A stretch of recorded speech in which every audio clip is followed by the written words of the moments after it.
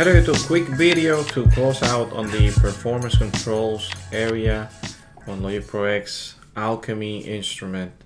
And today I'm going to be talking specifically about the XY pads and the control envelopes, which again is the last portion of that performance section. And after that, next video we're going to start in the arpeggiator, and we're getting closer to the end of this series, this mini series in Alchemy. As usual, if this is the first video that you're watching in my channel and you like what you're seeing, you want to keep on top with new releases, I invite you to hit that subscribe button. If you like the video or any of the other videos on my channel, please like them. If you dislike them, you can dislike them as well, pressing that dislike button. And you can also leave me comments there, suggestions, any which way. You can also contact me on social media and all the other avenues that I have out there that are specifically stated in that little graphic at the bottom border of the video. So there's no shortage of ways that you can communicate with me. And with that being said, I'm gonna go into Logic Pro X window. So this is what this area here is the one that we have left to talk about the perform section. Then we're gonna go to the arpeggiator, getting closer to that effects section to close out the video and do some other stuff, right?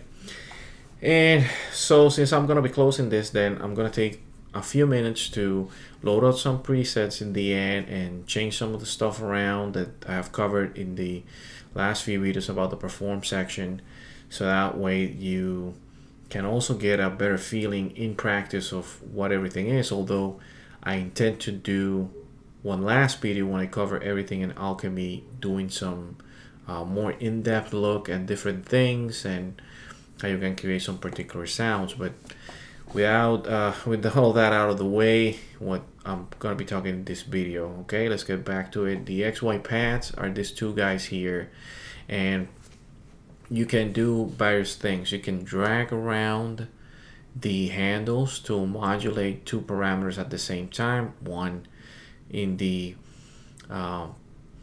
whatever it has assigned to it. In this example, and in this preset, I have a crossfade between A and B, and then in the Y direction I have a crossfade between C and D, and I can quickly drag around the handles and deal with that. And then in the X2 pad, XY2 pad, I have a sequencer on my X and then sequential plug on my Y, and I can do the same thing. And they're going to be tied to the snapshot and the control knobs that we have also to the left of the XY pads. What else can we do here? So we can delete the modulation from X and Y, and simply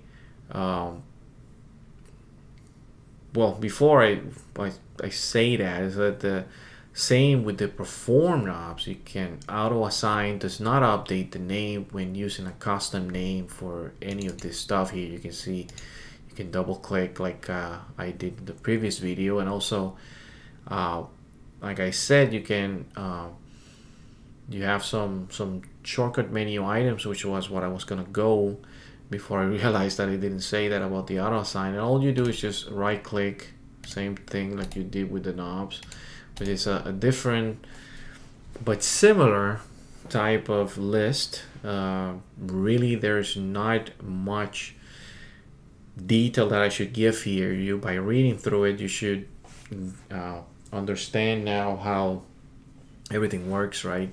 But just as a good primer for those that are watching this as the first video in this series, right? You have delete modulation. You'll have a sort of list. You'll have a list on any of these guys that have a little triangle. In the case of delete modulation, whatever you select from this list, in this case, this pad only has one item. If I select it, I will essentially delete that modulation. I'm not gonna do that, right? For Y, you have the same thing. You can delete that. Then you have swap X and Y, which works in the same way that the swap works here. You're essentially going to be swapping either the X or the Y with one of the other available controls, and that includes all the control knobs from 1 to 8, your pad controls, and then your envelope controls, which are I'm going to be talking to in this video. Then you can also copy X, whatever you have in X, to all the other snapshots, and you can copy Y to all of the snapshots as well. So what that does, this swap and copy, first thing, swap is going to do the same as with the control knobs, like I say, but this one will exchange the modulation assignments between X or Y axis to other control from the list. So that's why you have an X and Y. Suppose with the control knobs you only had one. And with copy is the same thing. You can update all snapshots with the parameters of the current XY pad that you're selecting, and you can do the same thing on both. You know, you have exactly the same thing on both paths. Then auto assign, you will set a modulation target for the selected X or Y axis and update the label, and that also is going to be dependent of your preset. Auto assign is going to be dependent on the preset because Alchemy, and I have been repeating this since I got into the performance section, but I think it's good to repeat it. The auto assign feature is going to try to assign the most appropriate set of parameters and modulation to any of the controls based on your preset, and that's good because that's a good way of researching and learning how to do some of these changes around, right? Then you also have a lock control, which is the same as with the perform knobs, and it prevents edits to the transform pads, or more appropriately, it prevents any changes on the transform pads from disrupting changes that you want to make just to the pads.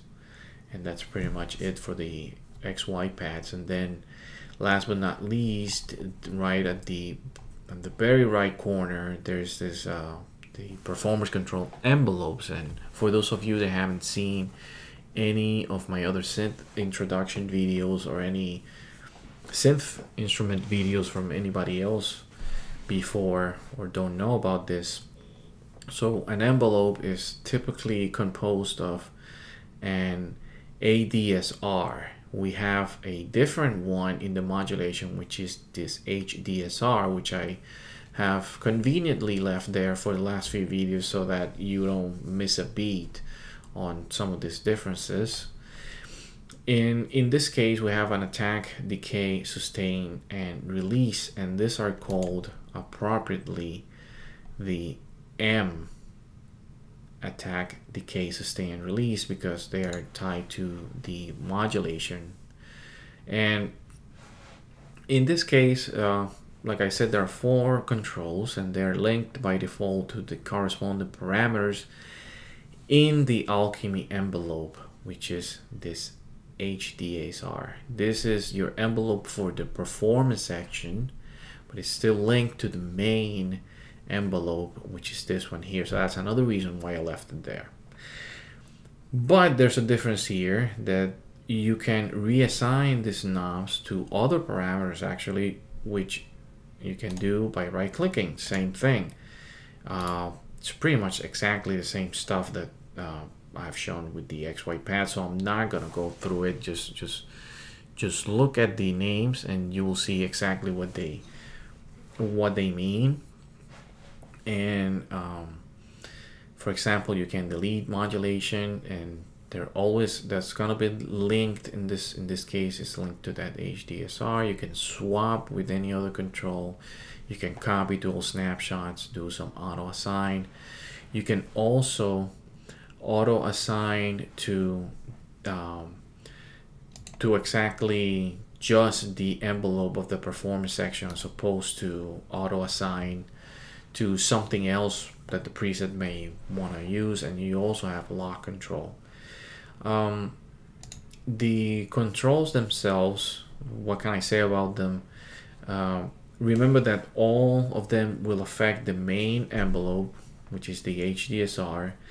Your attack knob, decay, sustain, release, they have obviously a functionality and they mean something. You should know it by now if you have been following my previous videos, but again, for the benefit of those that haven't, your attack is going to set the attack time or lets you adjust the assigned parameter, that whatever parameter you have here.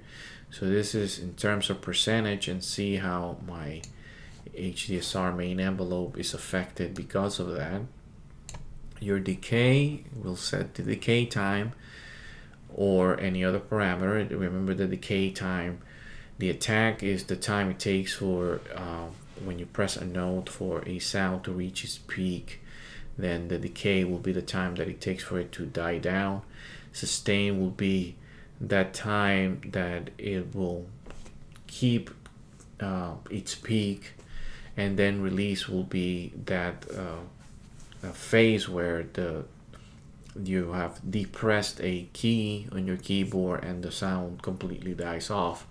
So all of these are just gonna let you assign or set a certain time in the term of attack and the decay, and for the release as well. The sustain is just really a level instead of a time. It's still kind of a duration type of thing, but it's more a level, how much you can keep that attack peak from holding, right, sustaining its parameters for a certain period of time, which is going to be affected here in this case with the decay and release will also affect that.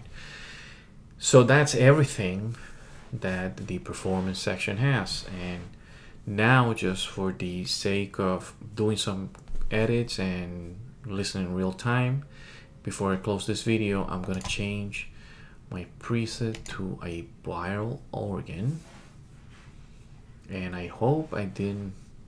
That's the one that I thought that I wanted. Let's take a quick listen without changing any of the parameters. Keep in mind that I have covered everything here, from all your global parameters to the different source parameters, and this is why I wanted to use this one. It has all the different sources have something on them, and also has some morphing available there, and there's some other different things here.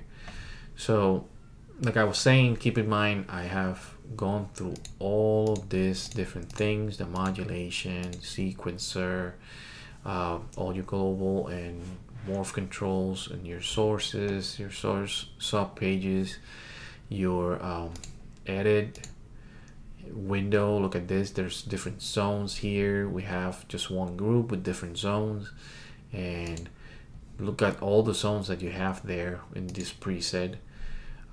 All those stuff has been covered, and obviously the point of having presets is that you can go quickly to something that sounds close to what you want and then just tweak a little bit. So that's what I want to show here, but concentrated in the perform section, so that we can recap all the stuff that I have to discuss. So let's press play. Obviously, I'm keeping that same two-step ahead guitar that I have kept from the very beginning. It's a lot of variation, right? It has some sustained notes and some. So now, simple changes here, just changing from one snapshot to another in the transform pad.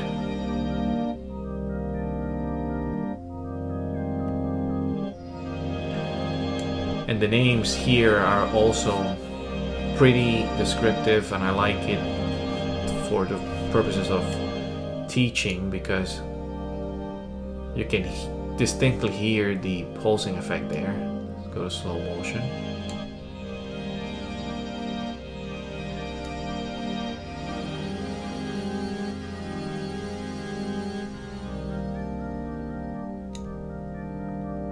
So this is the importance of taking your time. I'm gonna pause that for a second. The importance also of taking your time before you start going crazy, making a lot of stuff.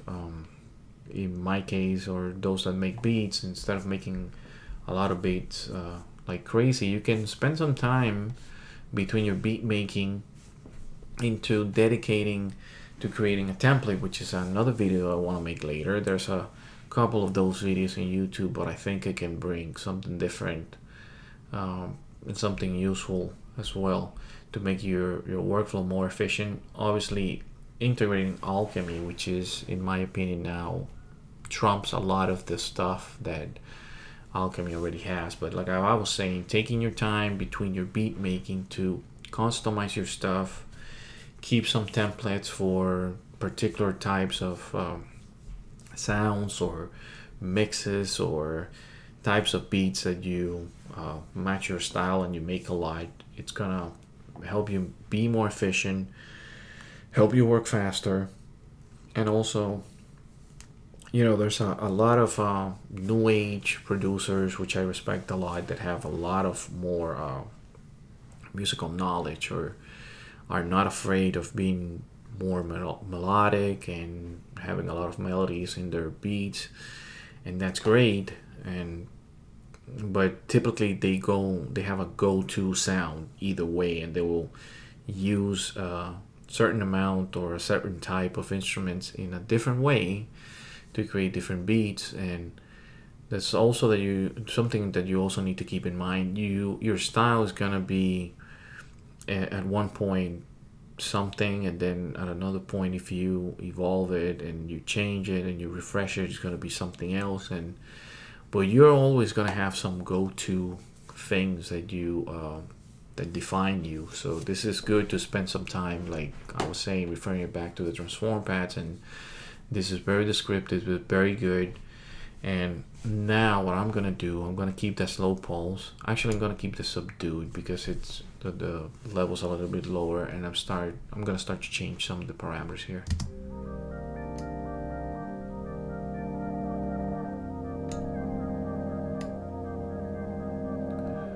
I don't want to spread it too much because I want to keep it like at the center. I'm not gonna detune it either. Maybe the cutoff.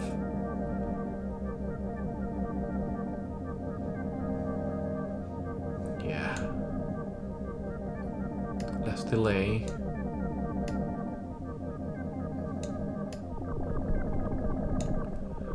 So I am affecting this pad in itself by doing this, right? Because when I do that,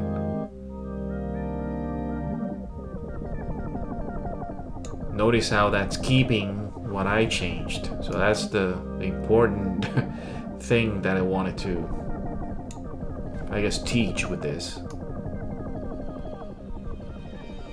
As I go closer to,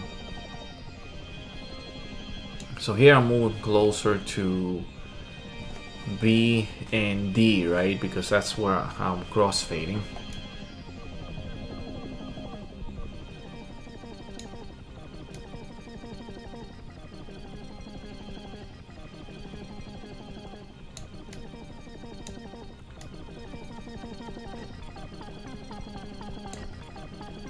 So the attack is lower, so it takes less time for those notes to hit.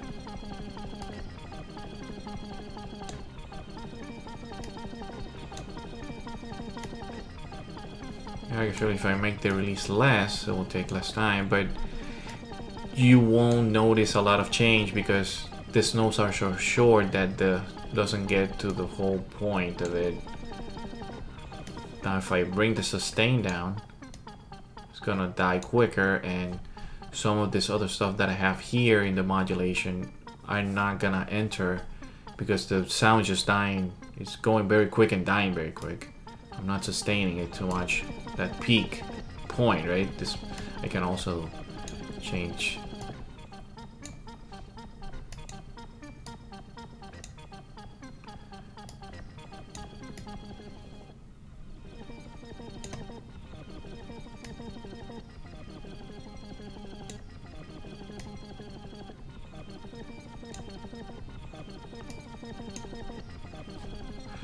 Now let's change mod wheel no, actually no.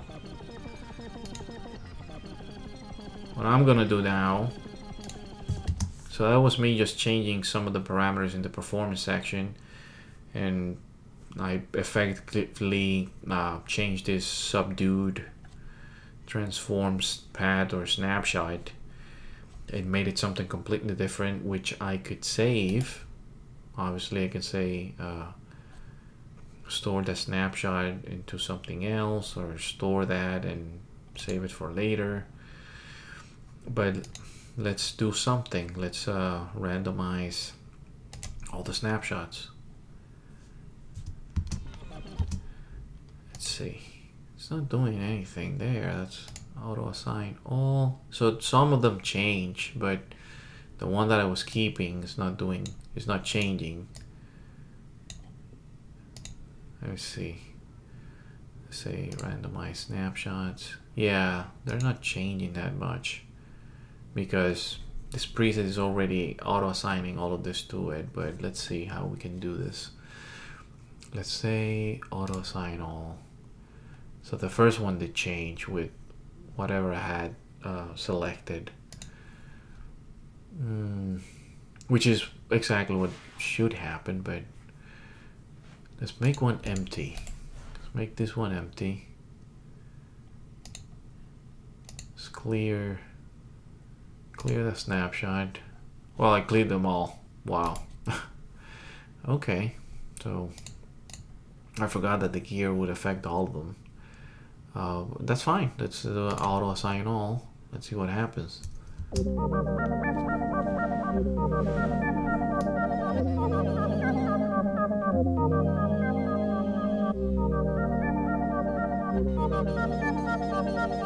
So they're the randomization wasn't that vast, but we did get some randomization there, which is good, because I could bring that preset and then just clear all the snapshots. Let's do that again. Let's clear all the snapshots. And some of the modulation changes, but then some of the other parameters are like pasted into the sources, so that doesn't change.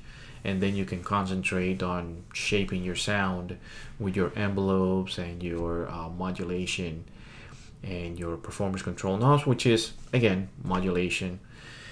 And I don't know if that was very useful, but I'll cut the video here, and then in the next video I'm gonna go over the arpeggiator menu commands and some of the menu items, just an overview of it, and that will begin the second phase of that bottom section there, that perform section, or the complements of the perform section, right? And that's gonna give us a more complete, fleshed out idea of exactly how Alchemy can manipulate your samples in a very powerful way.